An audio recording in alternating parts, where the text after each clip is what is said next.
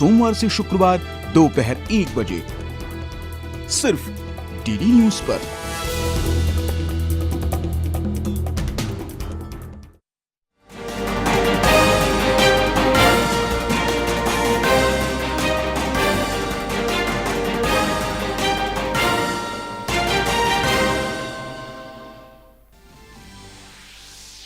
प्रधानमंत्री नरेंद्र मोदी ने ब्रिटेन की प्रधानमंत्री लिज ट्रस से फोन पर की बातचीत। दोनों देशों के बीच द्विपक्षीय संबंधों को प्रगाढ़ करने का जताया भरोसा। प्रधानमंत्री नरेंद्र मोदी ने महारानी एलिजाबेथ द्वितीय के निधन पर जताया शोक।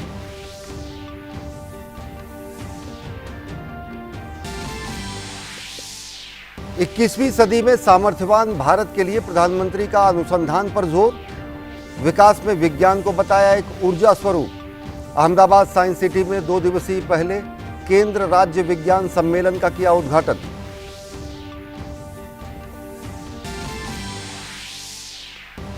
जोधपुर में भाजपा बूथ अध्यक्ष महासम्मेलन में गरजे केंद्रीय मंत्री एवं पार्टी नेता अमित शाह। गहलोत सरकार से किसानों की ऋण माफी और 20 लाख रोजगार के वादे पर मांगा जवाब। महिलाओं के खिलाफ बढ़ती हिंसा और कन्हैया लाल के बहाने बिगड़ती कानून व्यवस्था पर उठाए सवाल। राहुल गांधी के वीडियो पर मचा घमासान। भाजपा ने राहुल गांधी को दिया हिंदू विरोधी करार। कहा हिंदू देवी देवताओं के अस्तित्व को नकारने का कांग्रेस का है लंबा इतिहास। कांग्रेस ने किया बचाव। कहा भारत जोड़ो यात्रा की सफलता से भाजपा है परेशान। ब्रिटेन की महारानी एलिजाबेथ द्वितीय के निधन के बाद उनके बेटे चार्ल्स तृतीय नए राजा घोषित। किंग चार्ल्स तृतीय की पत्नी कैमिली पार्कर को मिली क्वीन कंसॉर्ट की उपाधि।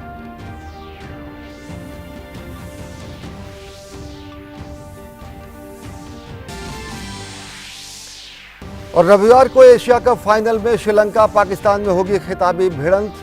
श्रीलंका 5 बार तो पाकिस्तान 2 बार जीत चुका है एशिया कप।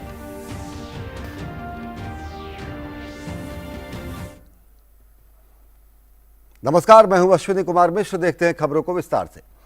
प्रधानमंत्री नरेंद्र मोदी ने आज ब्रिटेन की प्रधानमंत्री लिज ट्रस से फोन पर बातचीत की। प्रधानमंत्री नरेंद्र मोदी ने लिज ट्रस को प्रधानमंत्री पदभार संभालने की बधाई दी। प्रधानमंत्री नरेंद्र मोदी ने व्यापार और विदेश मंत्री के रूप में उनकी पिछली भूमिकाओं में रहते हुए लिज ट्रस के भारत यूके द्विपक्षीय संबंधों में योगदान की सराहना की। दोनों नेताओं ने भारत और ब्रिटेन के बीच व्यापक रणनीतिक साझेदारी को और मजबूत करने की प्रतिबद्धता जताई। दोनों नेताओं ने रोड मैप 2030 के कार्यान्वयन में प्रगति, FTA वार्ता, रक्षा और सुरक्षा सहयोग और दोनों देशों के बीच लोगों के बीच परस्पर संबंधों सहित अनेक द्विपक्षीय हित के विभिन्न मुद्दों पर चर्चा की। प्रधानमंत्री नरेंद्र मोदी ने भारत के लोगों की ओर से महारानी एलिजाबेथ द्वितीय के निधन पर शाही परिवार और ब्रिटेन के लोगों के प्रति गहरी संवेदना व्यक्त की। प्रधानमंत्री नरेंद्र मोदी ने अहमदाबाद में आयोजित 2 दिवसीय केंद्र राज्य विज्ञान सम्मेलन का वर्चुअल माध्यम से शुभारंभ किया। सम्मेलन का उद्देश्य सहकारी संघवाद के तहत केंद्र और राज्यों के बीच समन्वय और सहयोग के तंत्र को मजबूत करना और प्रदेश में विज्ञान, प्रौद्योगिकी और नवाचार STE के एक सशक्त इकोसिस्टम का निर्माण करना है।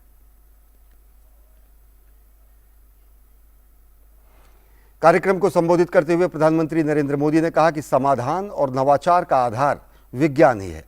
इसी प्रेरणा से आज नया भारत जय जवान, जय किसान, जय विज्ञान के साथ ही साथ जय अनुसंधान का आह्वान करते हुए आगे बढ़ रहा है। ज्ञान जब विज्ञान के साथ जुड़ता है, जब ज्ञान और विज्ञान से हमारा परिचय होता है, तो संसार की सभी समस्याओं और संकटों से मुक्ति का रास्ता अपने आप खुल जाता है।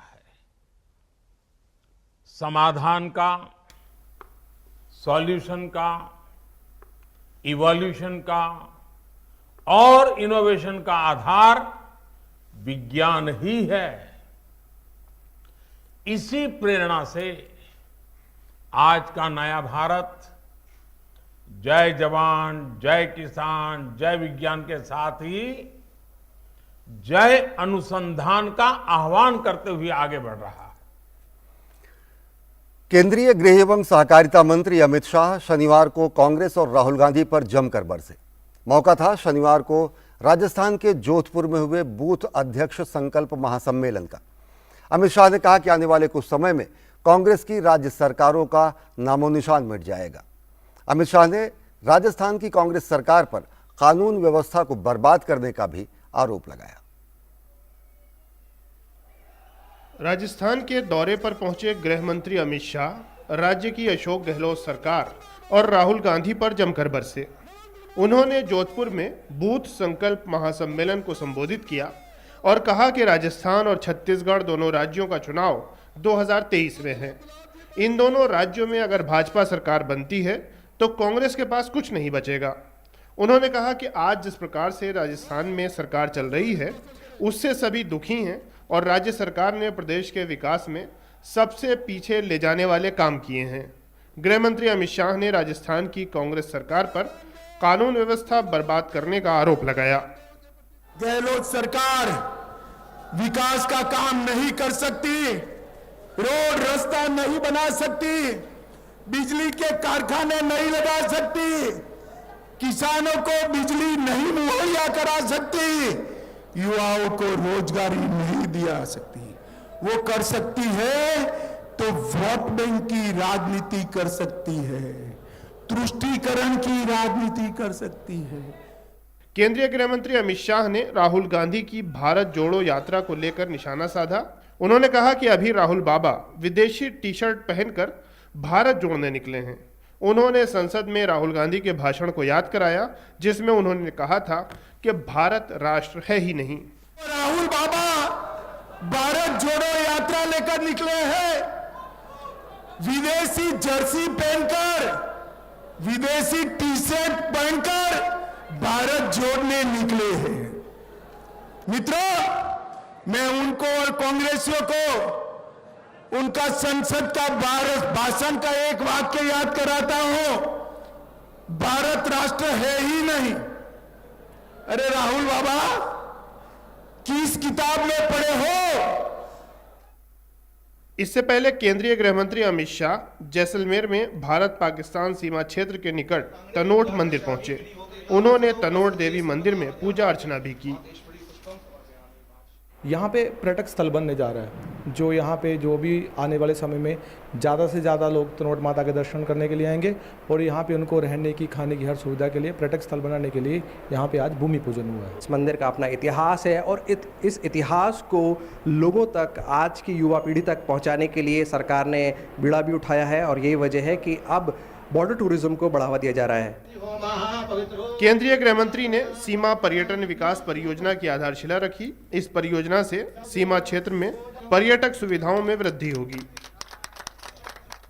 गृह मंत्री ने तनोट में विजय स्तंभ पर शहीद सैनिकों को श्रद्धांजलि भी अर्पित की। गौरतलब है कि 1971 के भारत पाकिस्तान युद्ध में भारतीय सैनिकों ने तनोट के निकट स्थित लोगेवाला सीमा चौकी पर महत्वपूर्ण भूमिका निभाई थी।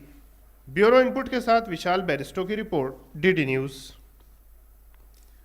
कांग्रेस की भारत जोड़ो यात्रा उस दौरान विवादों में घिर गई जब कांग्रेस के पूर्व अध्यक्ष राहुल गांधी ने शुक्रवार को कन्याकुमारी जिले में एक विवादास्पद कैथोलिक पुजारी जॉर्ज पोन्नैया से मुलाकात की।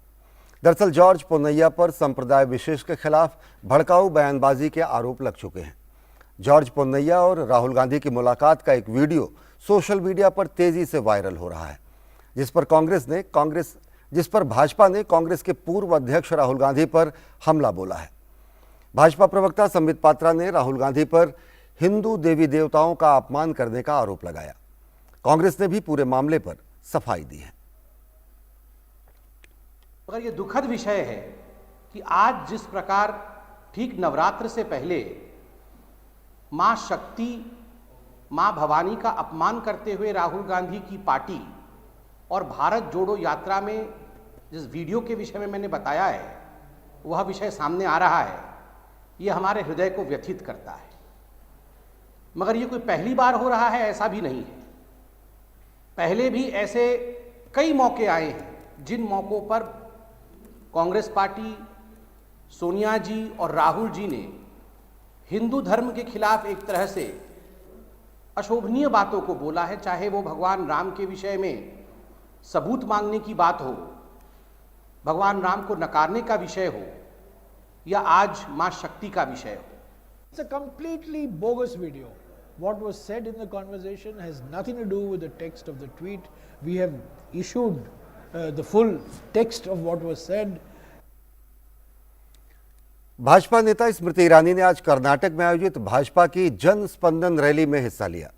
कांग्रेस पर जनता के हितों की अनदेखी करने का आरोप लगाते हुए उन्होंने कहा कि आज कांग्रेस ने अपने नेता राहुल गांधी के नेतृत्व में नया रूप धारण किया है। स्मृति ईरानी ने कहा कि आज कांग्रेस देश को तोड़ने का काम कर रही है और कांग्रेस का ये सच अब देश के सामने है। कर्नाटक में भाजपा सरकार के 3 साल पूरा होने के उपलक्ष्य में जन स्पंदन रैली का आयोजन किया गया था। कांग्रेस पार्टी ने गांधी खानदान के राजकुमार उसके नेतृत्व में एक नया रूप धारण किया है। राष्ट्र के सम्मुख ये ढोंग किया कि भारत को जोड़ने की वो एक किवायत कर रहे हैं, एक प्रयास कर रहे हैं, लेकिन राष्ट्र को तोड़ने के उनके इरादे अब हिंदुस्तान के सामने जाहिर हो रहे हैं। आज पहले इस मंच से भारतीय जनता पार्टी के एक कार्यकर्ता को कांग्रेस पार्टी से पूछना चाहिए कि जब कांग्रेस पार्टी केंद्र में सरकार में थी तो इस प्रदेश कर्नाटका के साथ कांग्रेस पार्टी ने भेदभाव क्यों किया।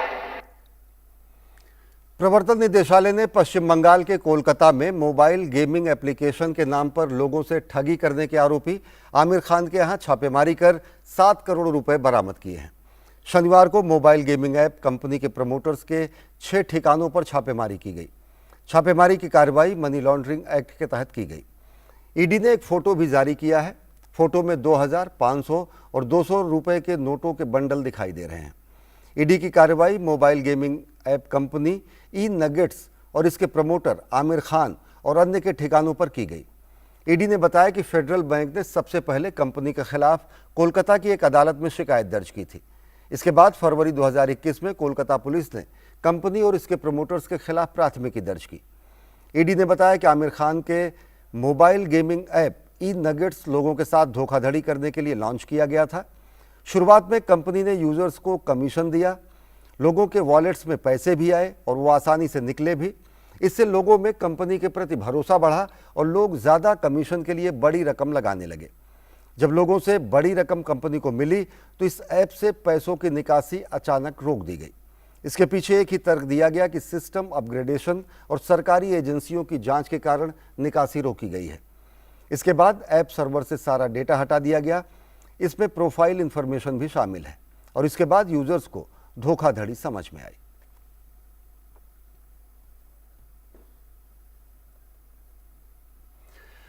पूर्वी लद्दाख में 2 साल से अधिक समय से जारी गतिरोध को समाप्त करने की दिशा में एक बड़ा बदलाव हुआ है।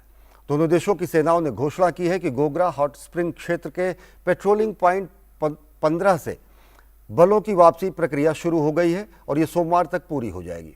दोनों पक्ष इस बात पर भी रजामंद हुए हैं कि क्षेत्र में बनाए गए सभी अस्थायी ढांचों और अन्य बुनियादी ढांचों को तोड़ा जाएगा। दोनों पक्ष पारस्परिक रूप से इसकी पुष्टि भी करेंगे। गोगरा हॉट स्प्रिंग क्षेत्र से भारत चीन की सेनाएं हट रही हैं पीछे। 12 सितंबर तक पीछे हटने की प्रक्रिया होगी पूरी। पेट्रोलिंग पॉइंट 15 से सेनाओं का पीछे हटना हुआ शुरू। अस्थायी ढांचे और अन्य निर्माण भी हटेंगे। पीछे हटने के बाद होगा सत्यापन। साल 2020 से लद्दाख में सीमा पर बना हुआ है तनाव। पूर्वी लद्दाख क्षेत्र में वास्तविक नियंत्रण रेखा पर भारत चीन के बीच तनाव कम करने की खबर काफी राहत भरी है। दोनों देशों के बीच 16 दौर की कमांडर स्तर की वार्ता के बाद सहमति बनी है। क्षेत्र में शांति और स्थिरता स्थापित करने में ये पहल काफी मददगार साबित होगी। 16वें दौर की वार्ता में दोनों पक्ष शांति और स्थिरता LAC पर स्थापित करने के लिए सहमत हुए हैं। ये दो पक्षीय संबंधों को मजबूत करेगा।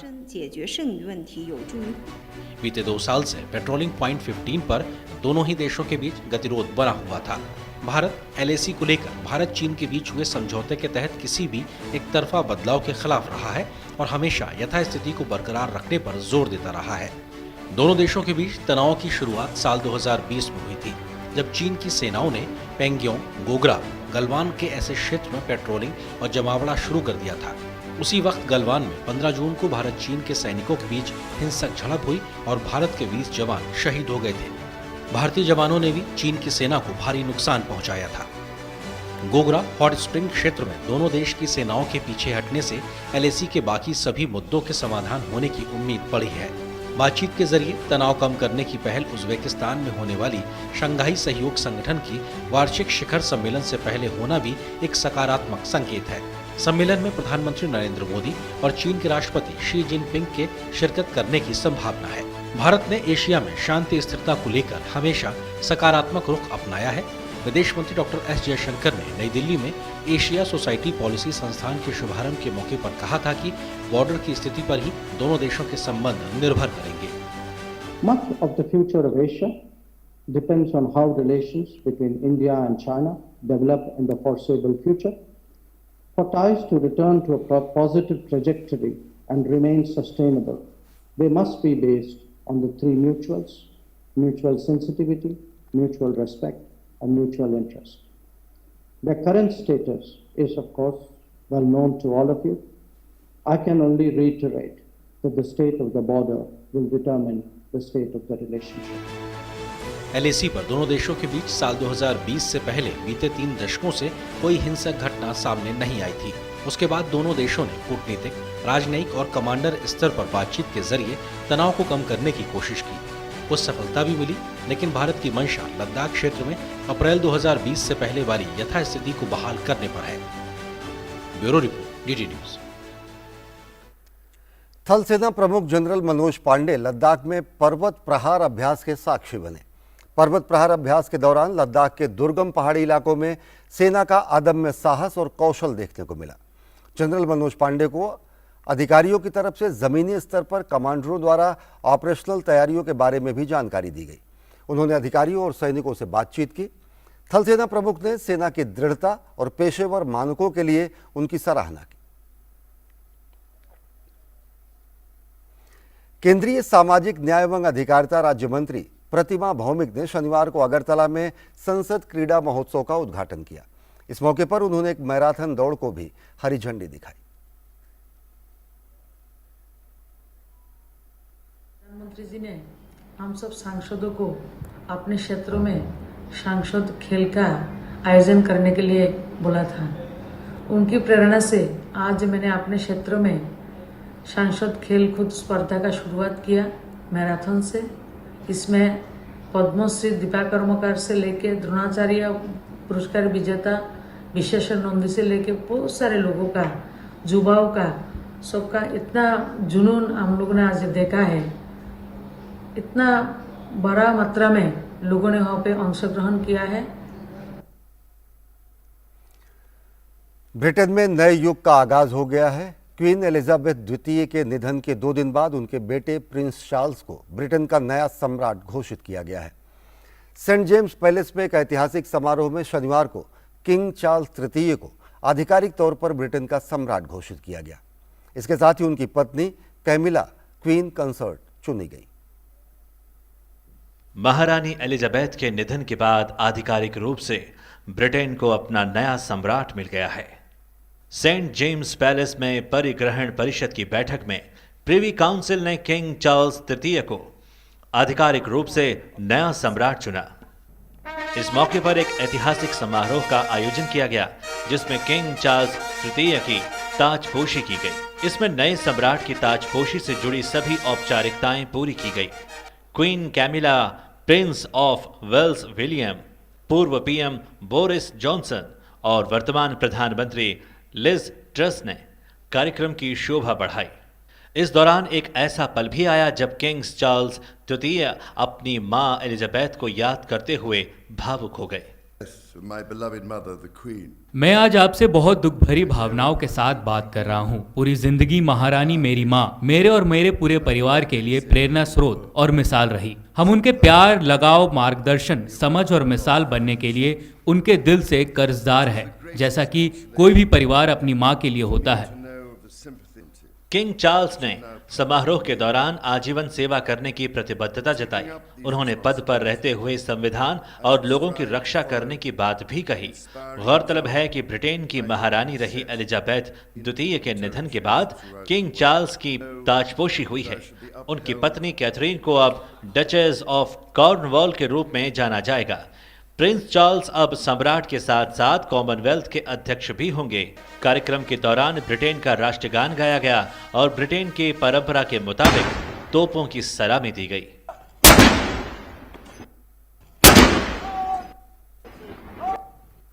मैं इस महान विरासत और संप्रभुता के कर्तव्यों और भारी जिम्मेदारियों के बारे में गहराई से जानता हूं, जो अब मुझे सौंपे गए हैं। इन जिम्मेदारियों को लेते हुए मैं इसे पालन करने का प्रयास करूंगा और लोगों की आजीवन सेवा करूंगा।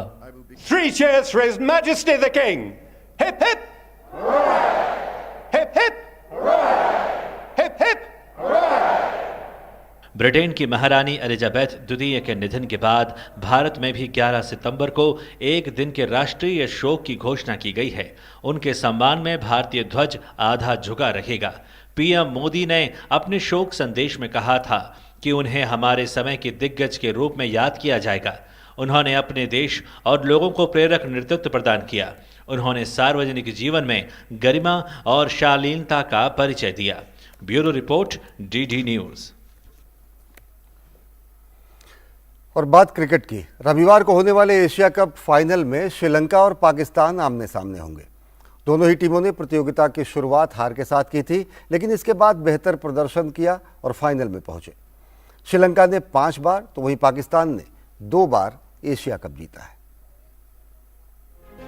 एशिया कप क्रिकेट प्रतियोगिता का फाइनल रविवार को दुबई इंटरनेशनल स्टेडियम में पाकिस्तान और श्रीलंका के बीच खेला जाएगा। इस मैच में टॉस की भूमिका काफी अहम मानी जा रही है। एशिया कप में टॉस जीतकर अभी तक जिन टीमों ने गेंदबाजी की है, उन्होंने ज्यादातर मैच जीतने में कामयाबी पाई है। ऐसे में फाइनल में भी टॉस जीतने वाली टीम पहले गेंदबाजी करना ही पसंद करेगी। फाइनल में श्रीलंका को अपनी स्पिन जोड़ी वानिंदु हसरंगा और महीश तीक्ष्णा से काफी उम्मीदें होंगी, जिन्होंने शुक्रवार को हुए मैच में पाकिस्तान को 121 रन पर समेट दिया था। अपने घर में तमाम दिक्कतों से जूझ रही श्रीलंका के लिए एशिया कप जीतना एक बड़ी राहत होगा। वहीं पाकिस्तान की टीम फाइनल में पूरी ताकत के साथ उतरेगी। तेज गेंदबाज नसीम शाह और ऑलराउंडर शादाब खान टीम में फिर से दिखेंगे। हालांकि बल्लेबाजी पाकिस्तान के लिए चिंता का कारण बनी हुई है। कप्तान बाबर आजम टूर्नामेंट में फ्लॉप साबित हुए हैं। सिर्फ मोहम्मद रिजवान ही टीम के लिए लगातार रन बना रहे हैं। वे 5 मैच में 226 रन बना चुके हैं। मौजूदा संस्करण में दोनों टीमों के सफर पर नजर डालें तो पाकिस्तान ने एशिया कप के इस संस्करण की शुरुआत हार के साथ की थी। पहले मैच में उसे भारत ने हराया था। इसके बाद टीम ने हांगकांग को हराकर सुपर 4 में जगह बनाई। सुपर 4 में पाकिस्तान ने पहले मैच में भारत को हराया। इसके बाद अफगानिस्तान को हराकर पाकिस्तान ने फाइनल में प्रवेश किया। सुपर 4 के आखिरी मैच में पाकिस्तान को श्रीलंका के हाथों हार का सामना करना पड़ा। वहीं प्रतियोगिता में श्रीलंका की भी हार के साथ शुरुआत हुई। पहले मैच में अफगानिस्तान ने श्रीलंका को 8 विकेट से हराया। इसके बाद श्रीलंका ने बांग्लादेश को हराकर सुपर 4 में जगह बनाई। श्रीलंका ने सुपर 4 में अफगानिस्तान, भारत और फिर पाकिस्तान को हराया। यानी सुपर 4 में श्रीलंका ने अपने सभी मैच जीते। एशिया कप के इतिहास की बात करें तो भारतीय टीम एशिया कप की सफलतम टीम है। भारत ने 7 बार एशिया कप जीता है। इसके बाद श्रीलंका है जिसने 5 बार एशिया कप जीता है। वहीं पाकिस्तान ने 2 बार एशिया कप जीता है। एशिया कप के फाइनल में इन दोनों टीमों के बीच हुए मुकाबलों पर अगर नजर डालें तो 1986 में एशिया कप के दूसरे संस्करण का फाइनल श्रीलंका और पाकिस्तान के बीच खेला गया था, जिसमें श्रीलंका ने बाजी मारी थी। 2000 में दूसरी बार एशिया कप का फाइनल पाकिस्तान और श्रीलंका के बीच खेला गया। इस बार पाकिस्तान ने पिछले फाइनल की हार का बदला लिया और 39 रन से मैच जीतकर खिताब अपने नाम किया। ये पाकिस्तान का पहला एशिया कप खिताब था। 2014 में तीसरी बार एशिया कप का फाइनल पाकिस्तान और श्रीलंका के बीच खेला गया। इसमें श्रीलंका ने 5 विकेट से जीत दर्ज की। अब 2022 में चौथी बार ये दोनों टीमें एक बार फिर से एशिया कप के फाइनल में आमने सामने हैं। देखना होगा कि इस बार कौन सी टीम चैंपियन बनने में कामयाब रहती है। Sports desk, DD news.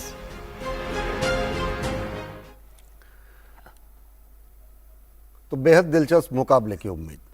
Hindi समाचारों के इस बुलेटिन में फिलहाल इतना ही। देश और दुनिया की ताज़ा तरीन खबरों के लिए देखते रहिए डीडी न्यूज़। नमस्कार।